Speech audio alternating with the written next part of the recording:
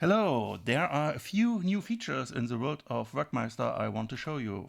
First of all, if you have two conduction rules here with the same declaration, we can now combine those two selectors via comma separation and have this whole code a bit more compact.